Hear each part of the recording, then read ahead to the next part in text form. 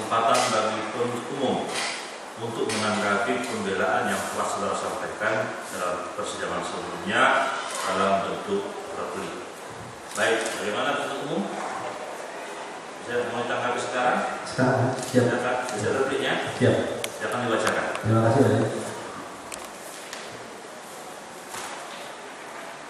Kejaksaan Negeri Pangkalan Benci untuk keadilan.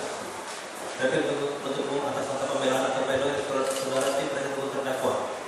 Majelis hakim yang kami muliakan, saudara hukum yang kami hormati, sidang yang kami hormati. Tanggapan mengenai analisa juridis. Sudah hukum dalam ketentuan pidana dalam undang-undang perhubungan ditujukan kepada kejahatan perorangan dan bukan kejahatan korporasi. Tanggapan. Kami sangat tidak sependapat dengan dalil penasihat hukum yang menyebutkan subjek hukum dalam ketentuan pidana undang-undang perhubungan hanya ditujukan kepada perorangan dan bukan terhadap korporasi. Hal ini didasarkan pada undang-undang perhubungan itu sendiri yang mengakui korporasi itu sebagai subjek. Bahwa undang-undang perhubungan mengakui korporasi atau dan hukum sebagai subjek dapat ditarik dari pengertian pada ketentuan umum yang menyebutkan pelaku usaha perkebunan adalah usaha perkebunan yang merupakan dalam hukum yang didirikan untuk hukum Indonesia dan berkedudukan Indonesia yang mengelola usaha perkebunan dengan skala tertentu. Oleh itu dari penjelasan umum undang-undang perhubungan dari hukum undang-undang bisa melihat tanaman perkebunan wajib memiliki izin usaha perkebunan. B.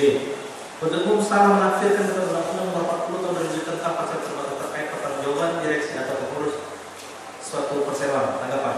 Berdasarkan penjelasan kami pada huruf A di mana korporasi dalam hal ini merupakan subjek Undang-Undang perkebunan direksi atau pengurus dapat diminta pertanggungjawabannya atas tindak pidana yang dilakukan untuk dan atas nama korporasi semuanya. Pernyataan dari penasihat hukum menyatakan penasihat umum salah untuk menunjukkan terdakwa dan bagian sebagai direksi atau pengurus PT AD sementara undang-undang perkebunan tidak meliputi atau mengatur kejahatan korporasi itu adalah sangat clear. C. Pasal 59 KUH pidana menentukan dengan jelas batasan pertanggungjawaban pidana direksi atau komisaris satu dari hukum atau korporasi atau pribadi. Tanggapan. Bahwa kami sangat sependapat dengan penasihat hukum terdakwa dalam pledoi pengalaman perhubungan menyebutkan bahwa pasal 59 hanya berlaku pada pelanggaran atau kejahatan dan apabila terdakwa itu menjaga salah pribadi maka tidak dapat dikenakan pada pasal 6 ayat 1 Undang-Undang Perhubungan. Namun terdakwa Tankeong jika didakwa melakukan tindak pidana adalah selaku direktur yang keseharian di PT AD dan menjabat selaku direktur yang berusaha perbuatan tersebut untuk nama dan atas nama PT AD Industri dan bukan sebagai pribadi. D. Unsur setiap orang tidak terpenuhi mengingat terdakwa sebagai warga negara asing bukanlah sasaran norma pada pasal 6 ayat 1 Undang-Undang Perhubungan. Tanggapan. Bahwa ini uraian penasihat hukum terdakwa tersebut sebenarnya kami tidak akan melanjutkan kembali. Namun sekedar mengingatkan kembali apa yang telah kami uraikan dalam tuntutan di mana sesuai dengan pasal 3 ayat 1 Undang-Undang Nomor 18 tentang perkebunan menyatakan tentang pelaku usaha budidaya dalam perkebunan dengan luasan tanah tertentu dan atau usaha industri pengolahan hasil perkebunan dengan kapasitas pabrik tertentu wajib memiliki izin usaha perkebunan. 2. Bahwa substansi atau alasan atau pembela atau pledoi penasihat hukum terdakwa terhadap analisa unsur dengan sengaja melakukan usaha budidaya dalam perkebunan dengan luasan tertentu adalah sebagai berikut. A. Lahan kebun KPP Desa Batan Kecil merupakan milik masyarakat Desa Batan Kecil, bukan milik PT AD. Tanggapan. Bahwa kami sependapat dengan penasihat hukum terdakwa berdasarkan fakta yang terungkap di persidangan PT AD yang membangun dan mengelola kebun kelapa sawit di atas tanah KPP Desa Batan Kecil tersebut. Namun demikian titik berat unsur melakukan usaha budidaya dalam perkebunan bukan terletak kepada pemilikan melainkan pada kegiatan berupa pertanaman, penanaman, pemanenan, perawatan dan sortasi yang kesemuanya dilakukan oleh PT AD. B. Pengurusan perizinan lahan KKPA dari awalnya telah dilakukan oleh dan atas nama Koptan untuk kepentingan masyarakat Desa Batan Kecil. C. PT AD sebagai kontraktor hanya sebatas membantu pengurusan perizinan oleh Koptan S terkait kebun KKPA Desa Batan Kecil. Tanggapan.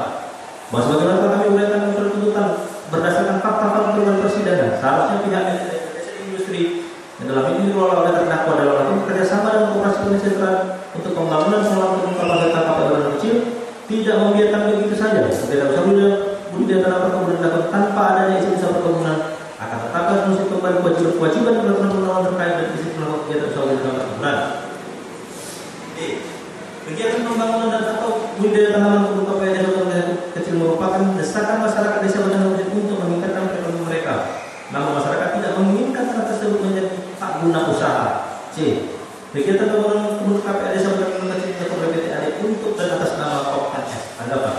Pada dalam uraian penasihat hukum terdakwa menyatakan pembangunan pengelolaan KPA Desa Batan Kecil bukanlah merupakan tujuan dari PT AD karena lahan KPA bukan milik PT AD. Sehingga usaha budidaya tanaman perkebunan PT AD lahan KPA Batan Kecil bukan usaha sana. Dan program dengan matang oleh PT AD hal ini sebenarnya bertolak belakang dengan apa yang ditemukan pada saat yang dikemukakan pada hukum terdakwa. Kemudian yang ditetapkan dalam 14 menyebutkan sebagai perusahaan yang memiliki IUP atau IUPB PT AD berdasarkan ketentuan pasal 11 Permen nomor 26 yang diwajibkan membangun kebun untuk masyarakat paling rendah seluas 20% dari total luas area kebun yang diusahakan perusahaan. Pembangunan kebun untuk masyarakat tersebut dapat dilakukan antara lain dilakukan melalui pola kredit hibah atau bagi hasil. Sehingga jelas kegiatan kerjasama pembangunan dan pengelolaan KPL desa Batu Kecil tersebut adalah merupakan tujuan utama dan telah terprogram oleh PT AD dalam melaksanakan ketentuan pasal 11 tersebut. F. Pembangunan dan pengelolaan kebun KPL diketahui oleh pemerintah daerah setempat dan walaupun kebun tidak memiliki namun kebun KPL masih diperbolehkan beroperasi hingga saat ini. G. Tidak dihentikannya kegiatan kebun KPL karena tidak dimiliki oleh pemerintah daerah setempat merupakan alasan dasar pembenar dalam hukum pidana.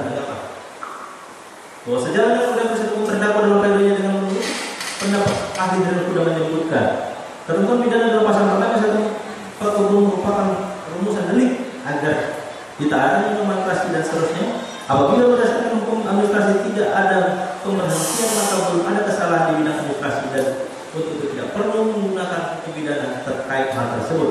Selain itu berdasarkan fakta persidangan dari barang bukti dan juga untuk persetujuan percadangan lahan maupun izin lokasi, misalkan ada jangka waktu untuk melanjutkan perusahaan izin tersebut menamun kelanjutan perusahaan tersebut tidak dilakukan. Dan kegiatan melakukan dalam pembangunan yang dilakukan PT AD di atas hak KPL dan KPL tersebut berjalan tanpa izin usaha perkebunan. Demikian kami tetap kesimpulan niat atau sengaja dan atau PT AD untuk yang sengaja melakukan kegiatan usaha dalam tanaman perkebunan telah terpenuhi dan terbukti. 3. Bahwa selanjutnya terkait materi yang nota pembelaan pada saat terdakwa dalam unsur tidak memiliki izin usaha perkebunan, kami berkesimpulan unsur itu tetap terpenuhi dan terbukti. Berdasarkan fakta yang terungkap di persidangan yang tidak pernah diterbitkan izin usaha perkebunan di atas harta KPL Batu Kecil dan kami menyatakan tanggapan kami terhadap unsur ini ada tetap pada putusan kami yang telah kami bacakan pada Selasa tanggal 8 Juli 2014. 4. Bahwa tanggapan kami terhadap substansi atau alasan pemanggilan pada seperti terdakwa terhadap adanya satu unsur orang yang melakukan dan menyuruh melakukan serta melakukan perbuatan sebagai rumusan pasal 5 ayat 1 ke 1 KUHP adalah sebagai berikut. Bahwa berdasarkan urusan terhadap kaitan dan peran terdakwa satu sama lainnya telah kami uraikan dengan jelas dan lengkap. Namun kami akan menanggapi mengenai tanggung jawab terdakwa pada kegiatan usaha perkebunan di desa Batu Kecil dalam masa jabatannya selaku direktur dan kesadarannya di PT AD PT Industri menjabat selaku regional direktur yang perbuatan tersebut dilakukan untuk dan atas nama PT AD PT Industri yang merupakan badan hukum pendidikan menurut hukum Indonesia sesuai dengan anggaran dasar perusahaan yang melakukan kegiatan usaha tanaman perkebunan di atas harga KPL sehingga sejalan dengan pendapat Khairul Huda. Kesimpulan, Majelis Hakim yang mulia saudara hukum terdakwa dan para pengunjung sidang kami hormati.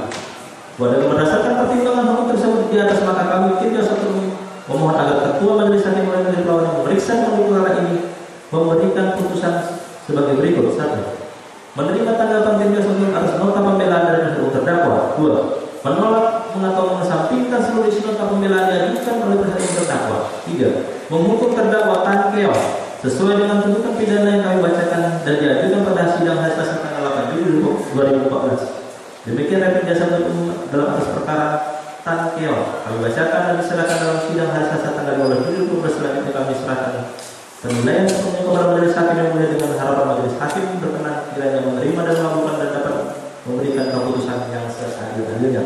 Dasar hukum Sorbani bisa SH. Terima kasih. Baik, saudara terdakwa ya, tadi telah penuntut umum telah membacakan tanggapan dalam bentuk replik terhadap nota pembelaan yang telah saudara sampaikan pada persidangan yang lalu. Tanggapan penuntut umum dalam bentuk replik ini, saudara masih memiliki hak sekali lagi untuk memberikan tanggapan dalam bentuk replik sebelum kami mempertimbangkan dan bermusyawarah untuk menyatukan putusan dalam perkara saudara. Saudara boleh menanggapi sendiri, dapat juga diserahkan kepada penasihat hukum saudara. Bagaimana tanggapan saudara? Penasihat hukum. Baik. Saudara penasihat hukum bagaimana terhadap replik?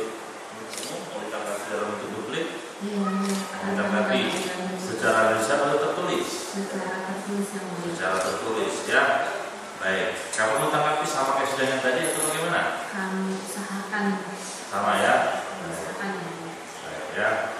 Untuk demikian untuk umum ya. Penasihat hukum akan menanggapi dalam bentuk tulis. Baik ya.